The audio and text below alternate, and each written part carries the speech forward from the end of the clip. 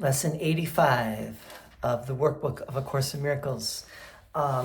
Before we read it, let's go through some of the other lessons that have led to this one.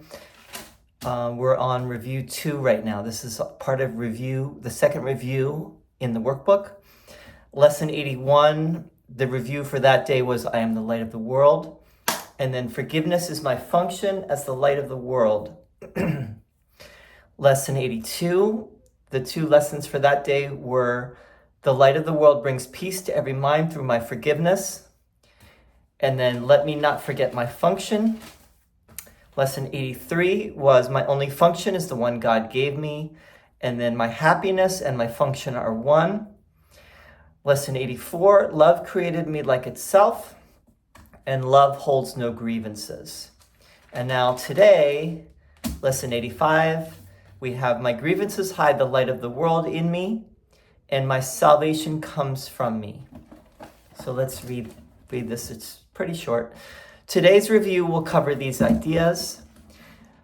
Number 1, paragraph 1, this is from lesson 69. My grievances hide the light of the world in me. My grievances show me what is not there and hide from me what I would see. Recognizing this, what do I want my grievances for? They keep me in darkness and hide the light. Grievances and light cannot go together, but light and vision must be joined for me to see. To see, I must lay grievances aside. I want to see, and this will be the means by which I will succeed. Paragraph 2, specific applications for this idea might be made in these forms. Let me not use this as a block to sight. The light of the world will shine all this away. I have no need for this. I want to see. Those three lines were all in italics. All right, so that was my grievances hide the light of the world in me. And now paragraph 3, this is from lesson 70. My salvation comes from me. My salvation comes from me. Today I will recognize where my salvation is. It is in me because its source is there. It has not left its source, and so it cannot have left my mind. I will not look for it outside myself. It is not found outside and then brought in. But from within me, it will reach beyond, and everything I see will but reflect the light that shines in me and in itself. Paragraph 4. These forms of the idea are suitable for more specific applications. And then Jesus gives three sentences in italics. Here we go. Let this not tempt me to look away from me for my salvation. I will not let this interfere with my awareness of the source of my salvation. And this has no power to remove salvation from me. All right, so lesson 85. That was lesson 85, and now we're going to talk about it a little bit. We'll start with my grievances hide the light of the world in me. Let's just read through it again and we'll talk about it. My grievances show me what is not there and hide from me what I would see. Recognizing this, what do I want my grievances for? So my grievances show me something that is not even there, right? My grievances show me a world of separation. They show me a world of attack. They show me a world of fear. They show me a world where guilt is real. They show me a world where God is absent. They show me a world where I am in competition with my brother and all my brothers, and I'm alone, and it's a dog-eat-dog world. And my grievances not only show me that, but they also serve to hide the truth, which is the opposite of all of what I just said. Recognizing this, what do I want my grievances for? They keep me in darkness and hide the light. Grievances and light cannot go together, but light and vision must be joined for me to see. Right? Once the light comes, the darkness is no more. Right? The light shines in the darkness, and the darkness is no more. Why would I want to stay in the dark? And the grievances are keeping me in the dark. Don't I want to shine the light of the world? Or don't I want the light of the world to shine through me to see what really is the case? To see, I must lay grievances aside. I want to see, and this will be the means by which I will succeed. So this is an echo of one of the earlier lessons. It's a reminder of one of the earlier lessons. Above all, I want to see. I want to see, and this will be the means by which I will succeed. So I have a desire. I have a motivation, and I have a strong will to see things as they truly are. See things not colored by my grievances, right? So I'm willing now to let my grievances go so that I can see the light of the world once again, and remember that I am the light of the world. Specific applications for this idea might be made in these forms. This is just a suggestion. This is not that you have to say it this way, but here's some suggestions. Let me not use this as a block to sight. Let me not use this grievance, in other words, as a block to sight. The light of the world will shine all this away. So if I only let the light of the world come through, the light of the world will show me that my grievances are nothing. They're the darkness, and I want the light to shine them away. I have no need for this. I want to see.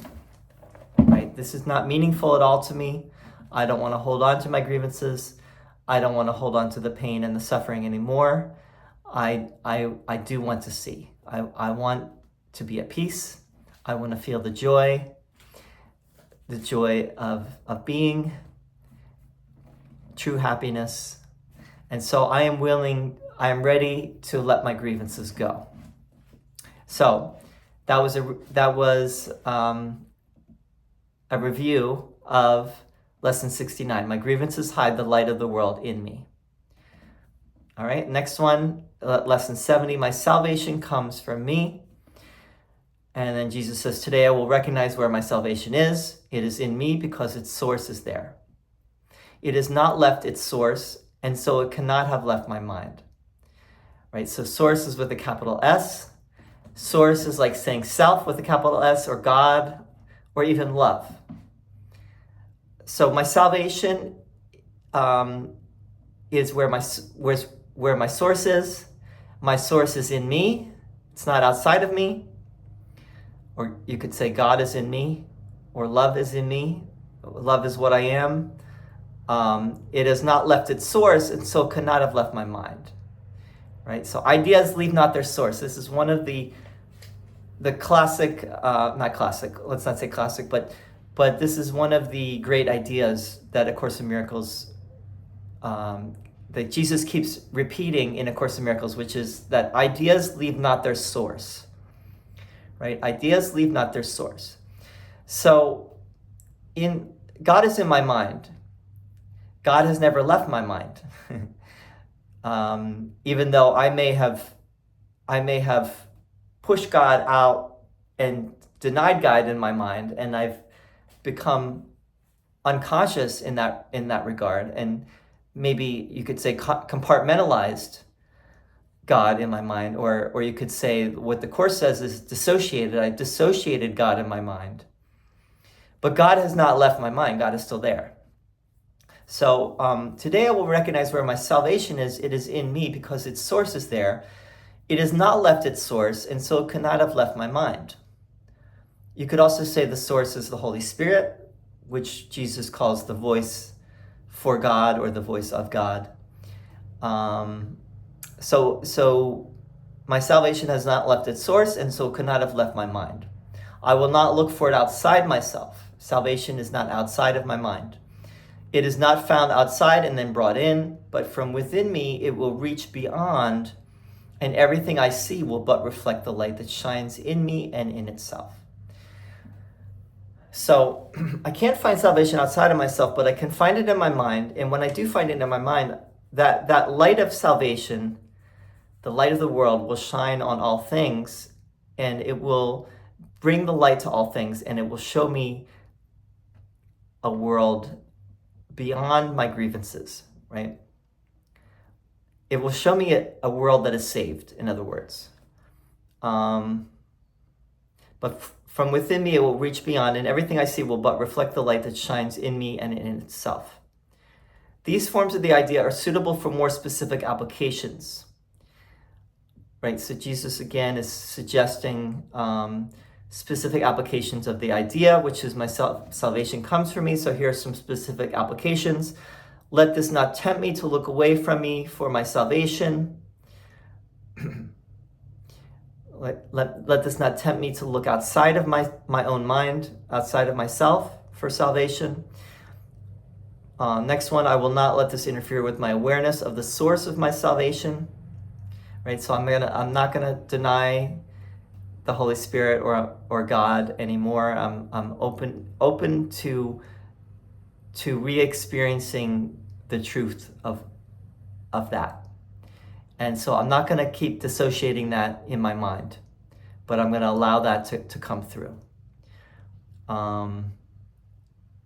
This has no power to remove salvation from me. So nothing in this world can take what is there, right? Nothing can take that away from us, unless, the only way that it could take it away from us, it could take it away from us in an illusion, right? It can seem to take it away from us, or we can think that it's taken it away from us. For example, when someone, someone does something that really upsets you, or upsets you at all, and you say, you stole my peace, or you made me unhappy, or you made me like this, right? That is a denial of the truth, right? What you just did, what you just said. No one can take your peace away from you. No one can take your happiness away from you. That is a lie. That is not being honest. The reality is that you can be at peace all the time, and nothing in this world need take away your peace or your joy or your happiness. But we have become conditioned to that idea that things can, and so everything seems to take away our peace and our happiness and our joy in life. And this whole course is a way to reverse that, to reverse that conditioning, and to show you that it's not true. and that's why this course is so long, because it's a process. I keep saying that it's a process and a practice, and you really do have to work at it. And I want to just mention a question someone had, which is, I can understand grievances, right? I can understand how grievances hide the light, but what about grief? Grief is something that everyone seems to experience, like when someone dies, someone close to you dies, and you experience grief, and you experience heartbreak, or when you lose your partner, for example, or you lose a pet. For some people, pets bring more grief than anything else. So isn't that different, though, than a grievance? Isn't grief a different animal? And the answer really is not really, because there's no order of difficulty in miracles. The course starts, the first miracle principle of the 50 miracle principles is there is no order of difficulty in miracles. We can read that real quick. Right, there's no order of difficulty, and then later in the text it says there is no hierarchy of illusions. So in other words, whether you have a grievance, whether you have like a minor grievance that you're holding on to, or you have a major grief that you can't get out of, it really is it comes to the same thing. Now that's not to say if someone close to you dies, or your partner leaves you, or your partner dies, or whatever it might be, that you don't experience grief.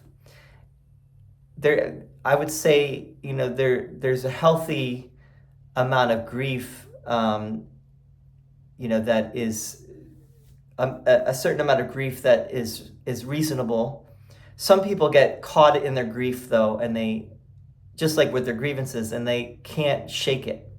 They just cannot let it go, and their whole life becomes all about their grief.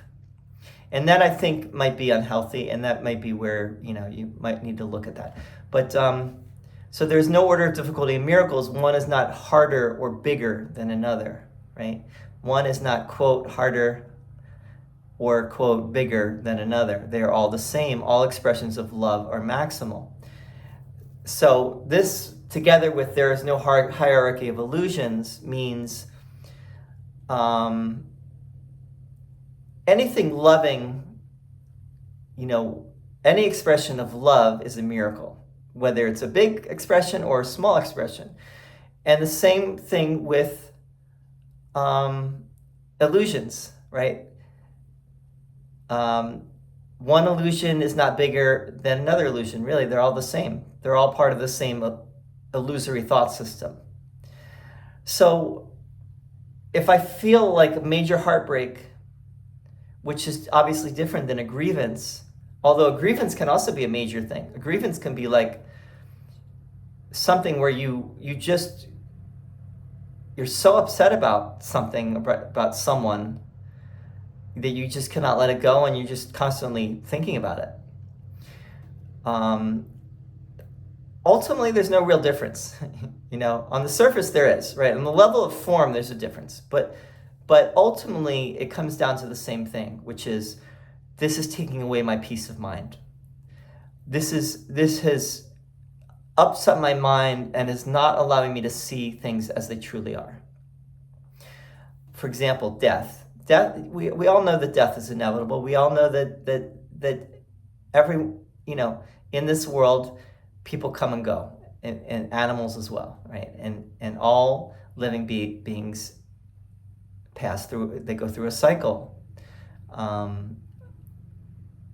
Birth, life, death. Why would we grieve when we know that that's true? Now, I'm not saying I completely understand grief. I think we've all experienced grief. I'm just saying that